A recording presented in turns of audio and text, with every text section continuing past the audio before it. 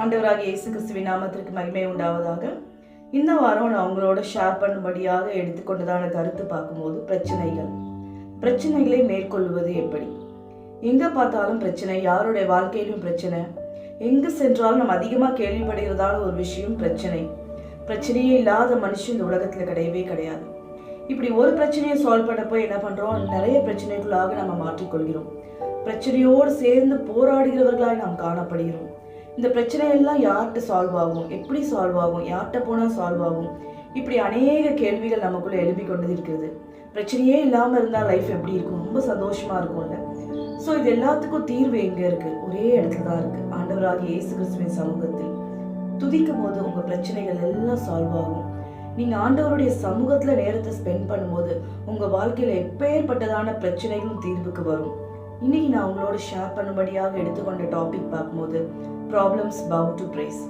உங்க பிரச்சனைகள் எப்படிப்பட்டதாக இருந்தாலும் சரி, அதுக்கெல்லாம் ஒரே சொல்யூஷன், ஆண்டவருடைய சமூகத்தை நாடி அவரை துதிக்கும் மாத்திரத்திலே உங்களுடைய எல்லா பிரச்சனைகளுக்கும் ஆண்டவர் தீர்வை கொடுப்பார். வேதத்துல இருந்து ஒரு சில காரியங்களை நம்ம பார்க்க போறோம். துதிக்கிறதுனால எப்படிப்பட்ட அசாதாரணமான காரியங்கள் எல்லாம் அவர்களுடைய வாழ்க்கையில நடந்தது என்பதை பற்றி தான். இஸ்ரவேலர்கள் கானானியரை வெல்லும் பயணத்திலே அவர்களுக்கு உள்ளே நுழைவதற்கு மிகவும் தடையாக காணப்பட்ட ஒரு காரியம் எரிகோ கோட்டை. ஆண்டவருடைய கட்டளையின்படியே எரிகோ கோட்டையை முதல் 6 நாட்கள் மிகவும் அமைதியாக சுற்றி வருகிறார்கள். 7ஆம் நாளிலே 7 முறை அவர்கள் அதை சுற்ற வேண்டும். அப்பொழுது அவர்கள் செய்த காரியம் என்ன, தங்கள் எக்காலங்களை ஊதி ஆர்ப்பரிக்கிறார்கள். அப்படி எக்காலங்களை ஊதி ஆர்ப்பரிக்கும் போது அங்க என்ன நடந்தது, அந்த அலங்கம் தரைமட்டமானது, அந்த கோட்டை நொறுங்கி விடுகிறதான ஒரு காரியம் அங்கே காணப்படுகிறது. எக்காலங்களை ஊதி ஆர்ப்பரிப்பது என்பது it's a traditional way of worshiping God. இப்படி எரியோ கோட்டை போன்ற பல பிரச்சனைகள் உங்க வாழ்க்கையில காணப்பட்டாலும் நீங்க ஆண்டவரை துதிக்கும் போது எல்லா பிரச்சனையும் தரைமட்டமாக விழுக ஆண்டவர் கிருபை செய்வார். அடுத்தபடியாக ஷாத்ராக், மேஷாக், ஆபேத்நேகோ இவருடைய வாழ்க்கையில பார்க்கும்போது ராஜாவுடைய பொற்சிலையை வணங்க மறுத்ததுனால இவர்களை அக்கினி சூளையில வீசி எறிகிறதான ஒரு அனுபவம். ஒருத்தன் அக்கினியில போட்டா என்ன ஆகும், அடுத்த செகண்ட் அவன் கருகி போயிடுவான். ஆனா இவர்களுடைய வாழ்க்கையில என்ன நடந்தது, இவர்கள் ஆண்டவர் மேல் நம்பிக்கை வைத்ததினால், இவர்கள் ஆண்டவரை துதிக்கிறவர்களாய் காணப்பட்டதினால், இவர்களை வெளியில இருந்து எல்லாரும் பாக்குறாங்க என்ன நடக்கும் அப்படின்ட்டு. இவர்கள் நெருப்புல உலகா வருவதை, அந்த அக்கினியில உலாவுவதை அநேகர் காண்கிறார்கள். அநேகருக்கு அது ஒரு ஆச்சரியமாக அது காணப்பட்டது. இவர்களை வெளியே எடுக்கும் போது அந்த நெருப்போட ஸ்மெல் கூட அவங்க உடம்புல வரல. இப்படிப்பட்டதான ஒரு அசாதாரணமான காரியத்தை நம்ம ஆண்டவர் செய்கிறார். பிரியமானவர்களே, அக்கினி போன்ற ஒரு பிரச்சனைகள் உங்க வாழ்க்கையில காணப்பட்டாலும் சரி, நீங்க ஆண்டவர் மேல நம்பிக்கை வைக்கும் போது, நீங்க ஆண்டவரை துதிக்கிறவர்களாய் காணப்பட்டால், அந்த அக்கினியோட ஸ்மெல் கூட உங்களுக்கு எப்படி வராமல் ஆண்டவர் பாதுகாத்தோரோ, அந்த பிரச்சனையோட சுவடு கூட இல்லாமல் ஆண்டவர் உங்களை பாதுகாக்க வல்லவராய் இருக்கிறார்.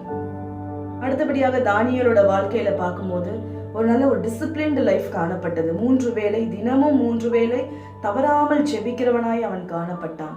ராஜா ஜெபிப்பதற்கு தடை விதித்த போதிலும் அதையும் மீறி அவன் ஜெபித்ததால் அவனை சிங்க கெபிலை தூக்கி வீசி எறிகிறார்கள். நடந்தது என்ன, ஜெபிக்கிறதான அவனை தேவன் கைவிடவில்லை. சிங்கத்தின் வாயை தேவன் கட்டுகிறார்.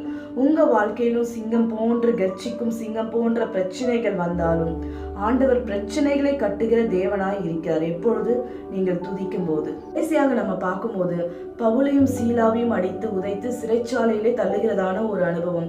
அப்படிப்பட்டதான ஒரு வேதனையான சூழ்நிலையிலே அவர்கள் என்ன செய்து கொண்டிருந்தார்கள், அவர்கள் எந்த காரியத்தையும் செய்யல, ஆண்டவரை துதித்து கொண்டு மாத்திரம் இருந்தார்கள்.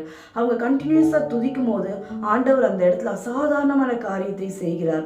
அஸ்திபாரம் அசைந்தது, நிலநடுக்கம் ஏற்பட்டது, அஸ்திபாரம் அசைந்தது, சங்கிலிகள் அறுபட்டன, சிறைச்சாலை கதவுகள் திறந்தன. எப்படிப்பட்டதான ஒரு விடுதலையை ஆண்டவர் அங்கு கொடுக்கிறார். மிகவும் அசாதாரணமான காரியம். நீங்களும் உங்க வாழ்க்கையில துதிக்கும் போது, பிரச்சனைகள் மத்தியில நீங்க ஆண்டவரை துதிக்கும் போது உங்க வாழ்க்கையிலும் ஆண்டவர் அசாதாரணமான காரியத்தை செய்வார். சிறைச்சாலை போன்ற அனுபவங்கள் உங்க வாழ்க்கையில காணப்படலாம். அக்கினி போன்ற கொடுமையான சூழ்நிலைகள் உங்க வாழ்க்கையில காணப்படலாம். எரிகோ கோட்டை போன்ற தடைகள் உங்க வாழ்க்கையில காணப்படலாம். சிங்க கெபி போன்ற ஒரு பெரிய பிரச்சனைகள் உங்க வாழ்க்கையில காணப்படலாம். பிரியமானவர்களே, நீங்க துதித்தால் மாத்திரம் போதும். நம்ம நேரத்தை வீணாக்காமல் ஆண்டவரிடத்தில் நம்ம துதிக்கும் போது பெரிய அசாதாரணமான காரியத்தை ஆண்டவர் செய்து நம்மையும் நம் குடும்பங்களையும் எல்லா பிரச்சனைகளிலிருந்து விடுவிக்க ஆண்டவர் வல்லவராய் இருக்கிறார். அப்படியாய் நாம் துதித்து வெற்றிகளை பெற்றுக்கொள்வோம். God bless you. சிறைச்சாலை அடைப்பதில்லை, சங்கிலிகள் நிரந்தரமில்லை.